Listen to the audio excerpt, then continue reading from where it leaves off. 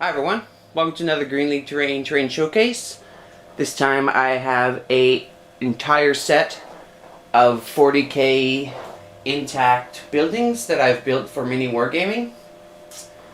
They are right now sitting on my 4x4 table, and the idea was I was to design a intact 40k set that would fill up at least a 4x8 table and make it like a city fight set.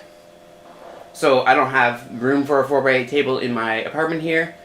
So on this 4x4 table, it is jam-packed. So you could clearly see if you spread it out to a 4x8, it would make enough room you could move your Land Raider tanks through, and there'd be enough room for flyers to get through and everything. So it would still make a great set on a 4x8 table. And it's extremely packed in here on this 4x4. So I'll jump the camera off the tripod and we'll zoom out and check everything out closer and everything. But just as an overview, in the front here I have 3 small bunkers. There is a communications station, and 1, 2, 3, 4, 5. That tall guy in the back. These 5 guys are all generic buildings. This large guy is a large generic building. This is the church style building, and this is the large factory building. All kind of what Matt just gave me a short list of this times that and this times that, and this is kind of what I built, and just kind of did different designs. Used a general monotone scheme for the whole project, as I had a few buildings that were a couple colors, and they stood out from the set so much that it didn't look very good. So a few of the buildings, 2 of them, this large generic and this small one, were taped off. So the top and the windows of this guy and the roofs of this guy were sprayed with the same gray scheme as the other guys, and then the parts were taped off, and then the browns to the tan were sprayed on the other parts. So it gives a little bit of variety. They're not all solid color buildings. Some of them have a little bit different colors in them. They've all been weathered up. There's tons of small details like propaganda posters. I did a whole bunch of stencil airbrushing. Yeah, so I'll zoom around the camera on the tripod, and then I have my little setup here on the side, and I'll check out each building or groups of buildings individually. So, starting in this corner, we have this one bunker. They're all pretty much the same kind of design. It's got some doors and windows.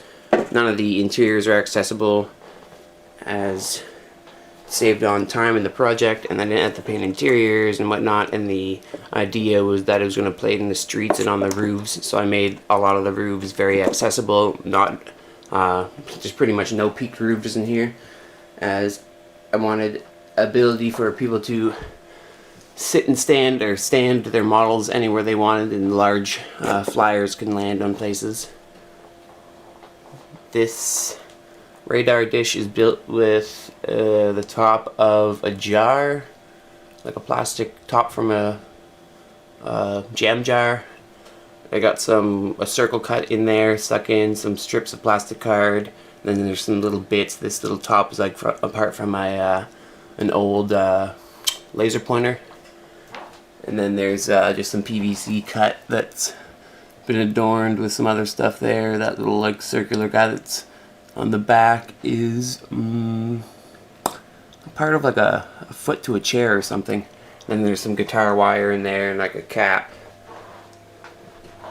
to scratch build that radar station. And there's just this one generic building. I wasn't quite sure about this build, but after I put this little balcony on here and we got this front kind of window, I was going to do kind of bluish windows too to make glass, but I sprayed one of them. It wasn't really looking very good, so I just blackened out some of the windows that I ran out of interior stuff. I just blackened them out, and just 3 buildings have them blackened out. That guy I just showed, this big guy, and that small guy. Everybody else has at least something in their windows. These guys have this mesh grating. Some of them have this solid guy coming down. Some of them are a little bit open, such on this building. I have balconies on a few of the buildings. There's a balcony over there. This guy is just like a generic little storage shed or something. It's got a big bay door. All of these windows in the church, if you can see, you'll get better light on them, but they'll have stained glass in the windows. A couple doors are just metal doors.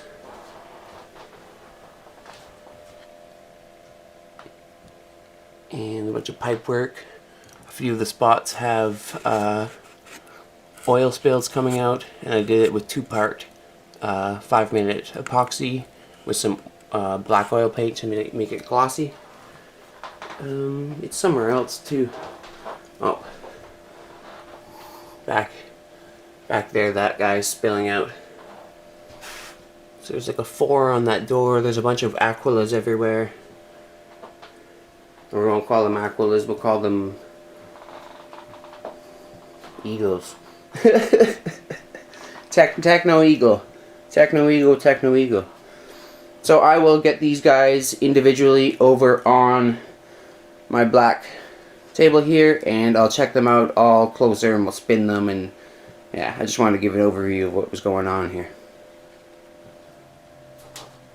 So first, looking at this church style building, it has a smaller door here. Again, all the windows have a printed out stained glass inside. There is a hatch on the top here for some playability to this fortified area up top here.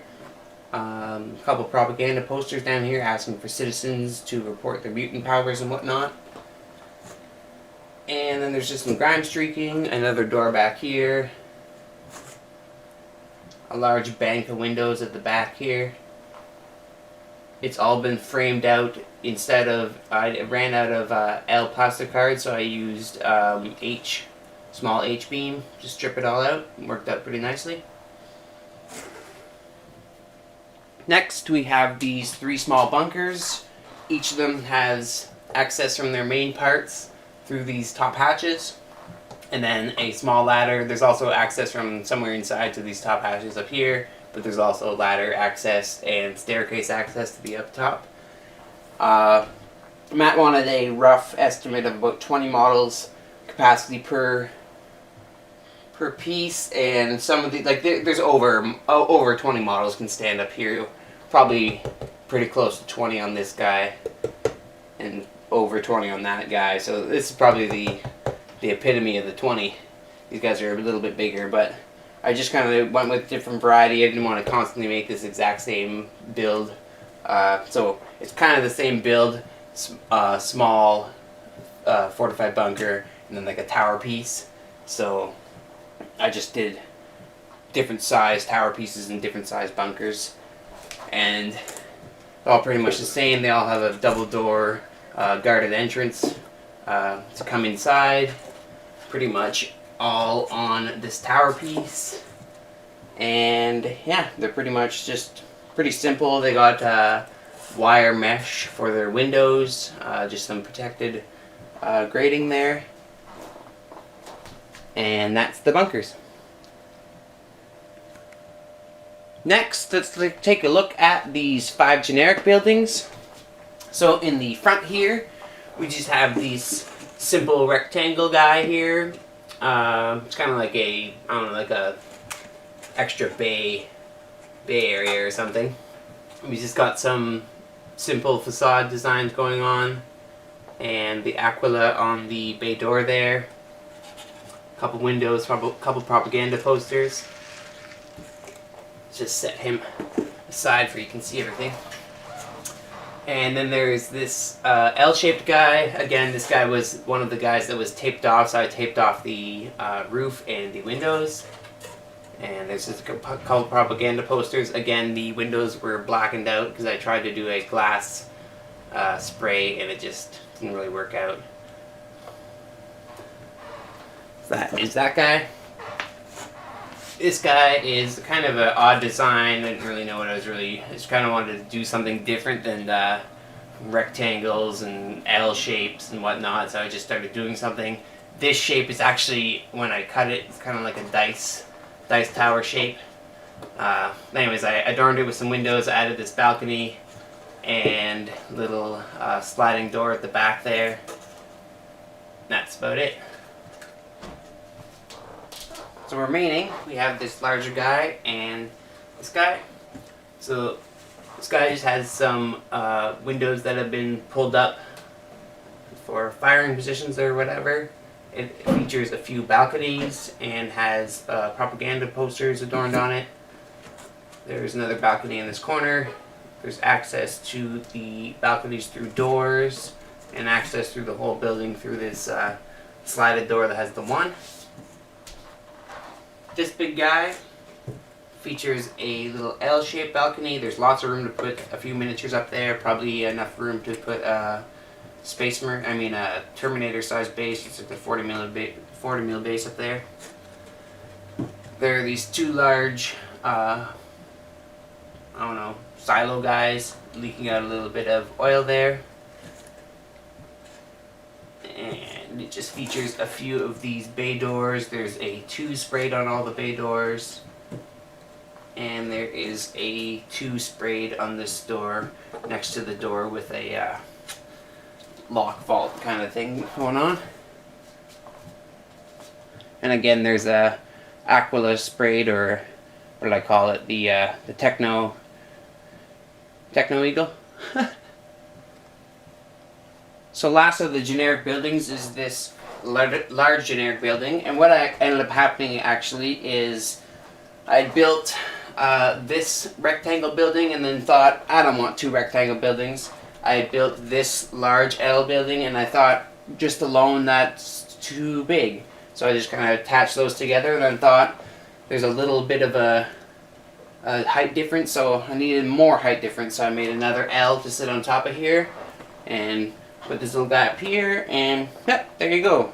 Just kept adding a bunch of different little designs into one big design, and that's what I came up with for the big guy. So he again was taped off. I did all the gray, taped off all the gray, and then came in with all the browns, and then I hand picked out all the metalwork and whatnot.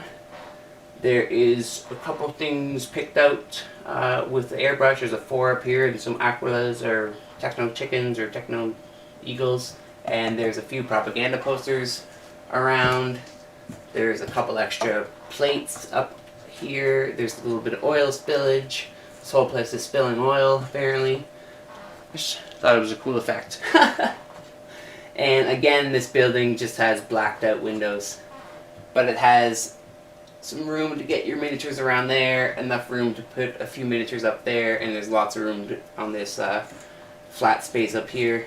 And then it provides a large chunk of space taking up on the table if that's what you're looking for.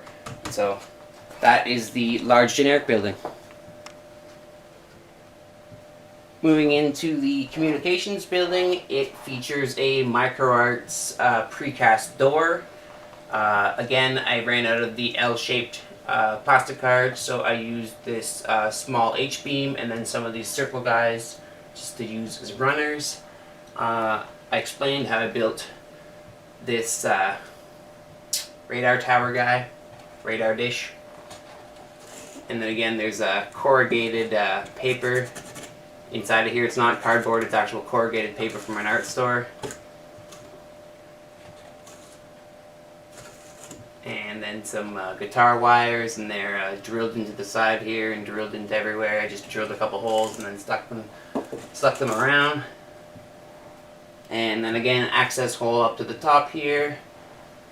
And yeah, it's just pretty much a communications, little communications tower or station.